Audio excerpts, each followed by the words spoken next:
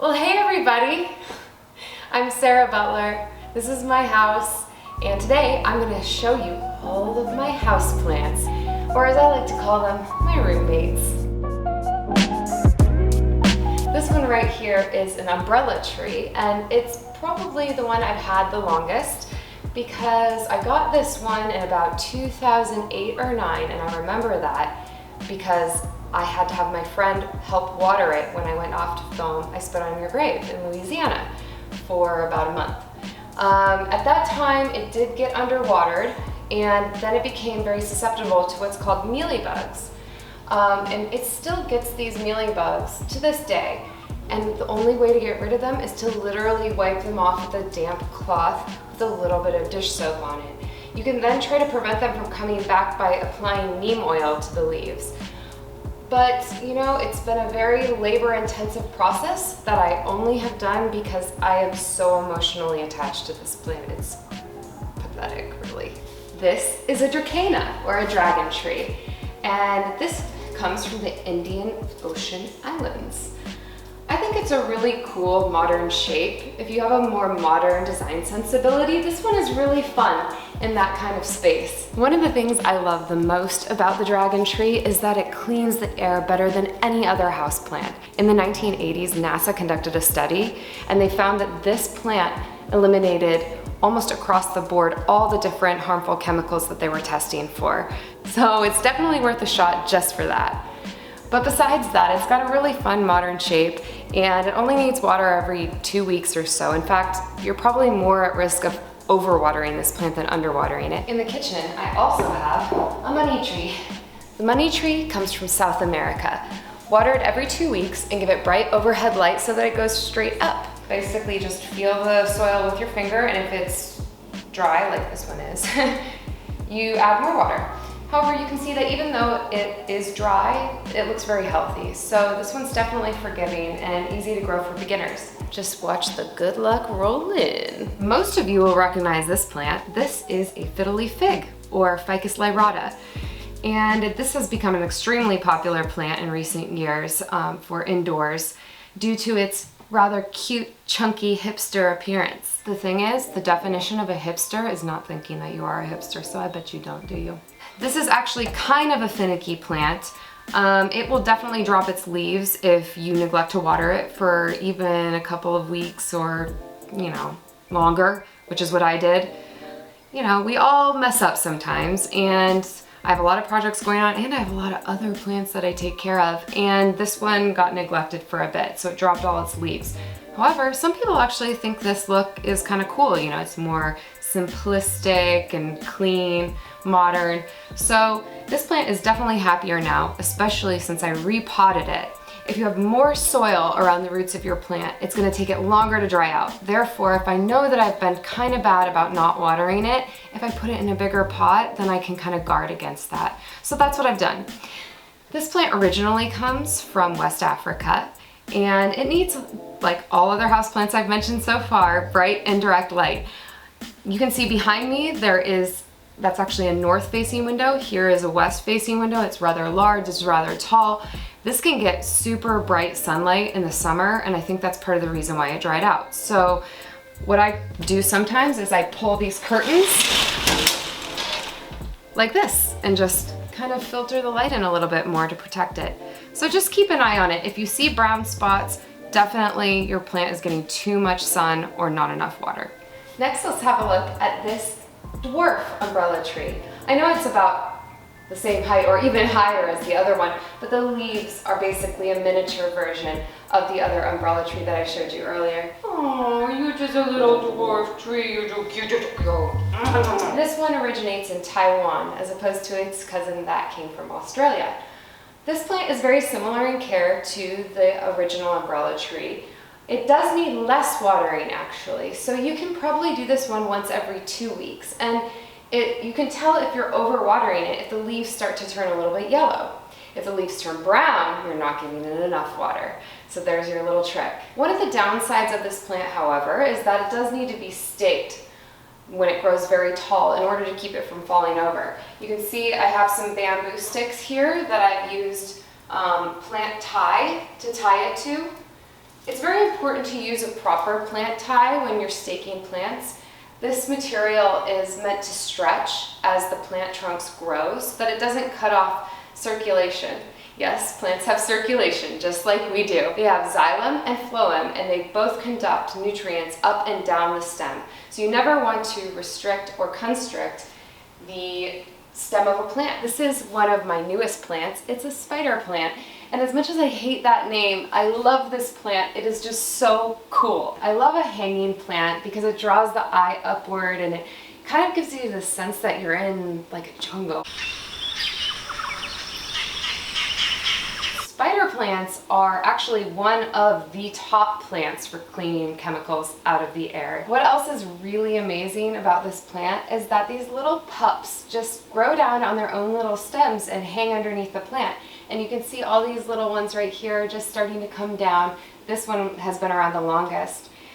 These not only look awesome hanging underneath your pot, but you can also trim the stem off, and you'll see right here there are tiny little roots, and if you put those roots in some damp soil and keep it damp, you can start a whole new spider plant this way. So it's extremely easy to propagate.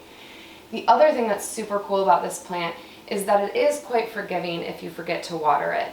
And that is especially important when you select a hanging plant, I found, because as you can see, I had to climb up on a chair to even get this. And then to take it down is a whole other thing. I can't water it up there. It's gonna drain water all over the place. So I have to get on a chair, I have to take this whole thing down, I have to walk it into a bathtub or a sink, I have to water it, I have to let it dry off a little bit so it's not dripping everywhere. I have to climb back up and put it back on. And as you can imagine, doing that more than once every couple of weeks is kind of annoying. So it's great that this one will tolerate it if you don't water it every single week. You'll know that your plant is getting too much direct sunlight if you have these little brown tips on here. I have a little bit of brown tips, but nothing too serious. This is maybe the worst one. And that happens if your plant is just getting blasted with direct sunlight, which it doesn't like. It actually likes bright indirect sunlight, just like a lot of the other plants that I've told you about. The spider plant is originally from West Africa, but it was widely accepted during the Victorian days as a houseplant, and it stayed strong ever since then. This isn't just a spider plant, actually. It's a variegated spider plant. And what variegated means is that you have a striation of color on the foliage of the plant. So because these leaves are green on the margins and white inside, that's why it's variegated. It also comes in just plain old green and a few other different kinds, but I love this kind so much. And while we're in the bedroom, I wanted to show you guys another plant. This is actually a plant that I bought just for this video because sadly I didn't own one, which is very confusing because it is one of the best plants that you can have in your home for so many reasons. Number one, you can't kill this plant. Number two, it is one of the best air purifiers out there. And number three, it's called mother-in-law's tongue, which is really fun to tell your friends and just guess at like what that means to them.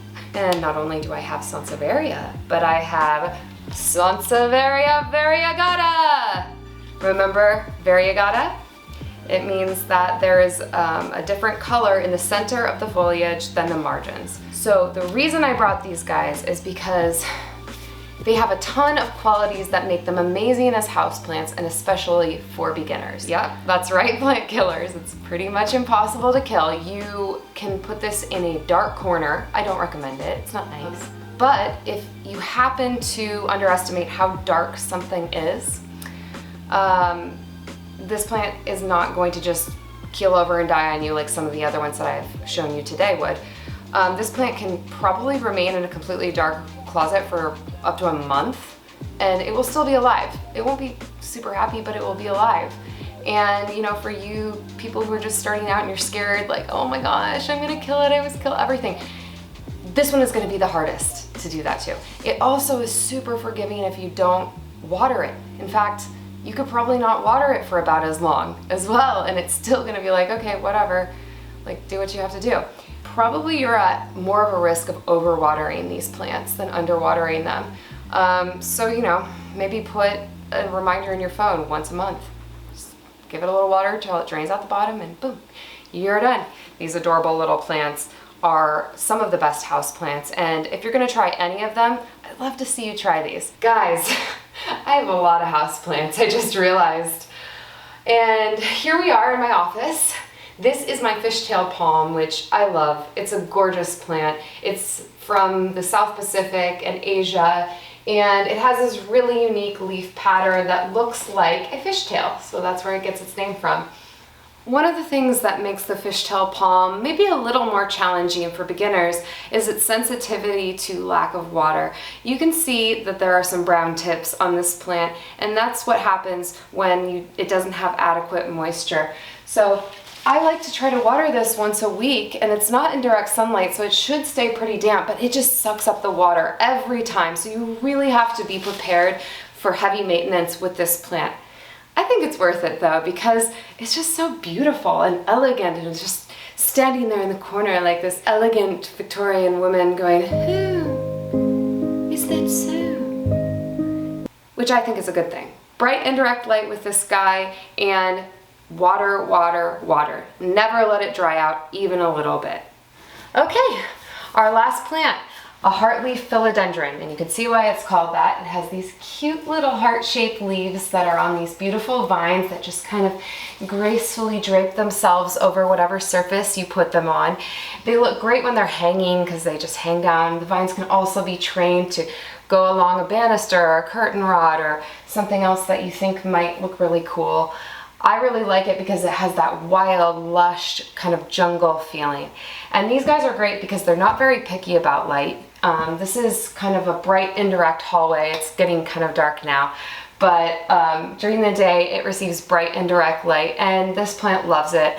You know, it doesn't really matter if you forget to water this one either. You will see the leaves start to droop a little bit when it's thirsty, which makes it kind of easy for beginners because you can actually see a sign that it needs water. If you see yellowing leaves, then you may have overwatered it, so that's kind of interesting too. And in that way it's very good for beginners because it communicates with you. This plant in particular originates from the Caribbean, and it's part of a much larger plant family of philodendrons, which are gorgeous houseplants that you've probably seen in a lot of different indoor houseplant settings. Water it once a week or once every 2 weeks. It really isn't gonna matter that much. Just look out for the droopy leaves. Yeah, I've owned this plant for, gosh, probably almost as long as the umbrella tree, so they stick around. Well, that was the tour of my house, and you got to meet all of my houseplants. I hope that you found the information useful so that you can pick your next houseplant much more easily. I think as a general rule, the best thing to do is to try to decide where you want to put your plant and just take a look. Try to judge, is it very bright here? Is it very dim? And the light conditions are probably the most important part of selecting a houseplant. You don't want to put something that needs bright sunlight in a dark little corner. Once you've decided, okay, this is my spot, and then you can kind of go through the Rolodex of the different plants that I introduced you to today, or maybe some that your friends have or you saw online, and see, does your spot fit those conditions? I think another important aspect is to be really honest with yourself about what kind of maintenance you can do. And if you're not good at remembering to water, maybe you could choose something like a Sansevieria or a spider plant that can go longer times without being watered. The other thing that I want to mention before I let you guys go today is fertilizer. Fertilizer, I've said it before, it's extra credit, but at this point you guys are getting to be experts, and I want you to always think about fertilizing your plants. For me, I think organic fertilizers are the best, and I have here an example of one of my favorites. It's Neptune's Harvest Fish and Seaweed Fertilizer. This is a little sample bottle, but it comes in a much bigger bottle. It's a liquid fertilizer, and it can be mixed in with water. There's instructions here. So when you have a lot of houseplants, it's really simple to just put a little bit of this inside a watering can with water, and then just walk around to all your plants and water with it. Just be sure to always read the instructions and follow them. Even if a fertilizer is organic or natural, it still has the ability to burn your plants if you use it in a greater ratio than it is indicated on the label. So definitely don't do that, guys. more is not better when it comes to fertilizer. I'm gonna put a link to this, but basically, you know, you can use any multi-purpose fertilizer. Guys, just read the label and follow it and ask for help when you go to the nursery and you're gonna be great. Post your pictures. I wanna see your houseplants.